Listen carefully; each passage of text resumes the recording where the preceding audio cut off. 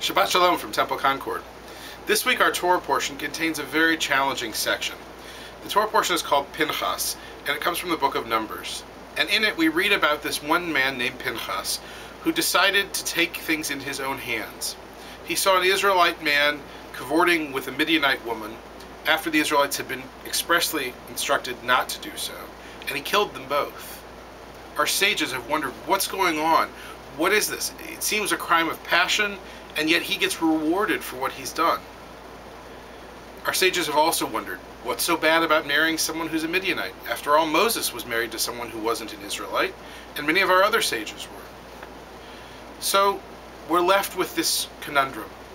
Why would we have someone who seems to be a zealot receiving a reward?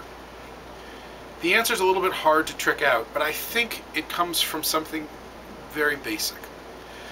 Just before, the Israelites had been chastised by God for not following, for getting too close to another god, Baal Peor in this case.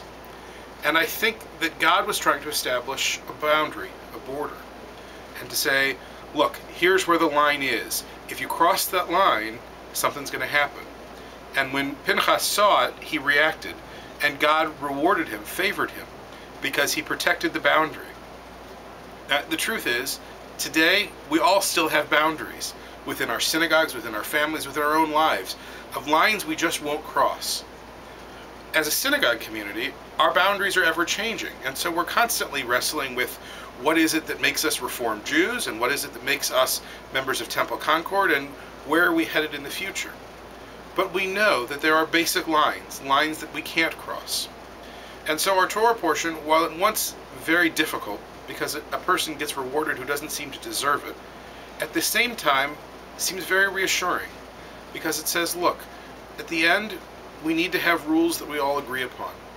In a sense, we have to have a constitution or laws or boundaries or borders that frame how we're going to live our lives and how we're going to interact with each other and the standards to which we're going to hold ourselves accountable.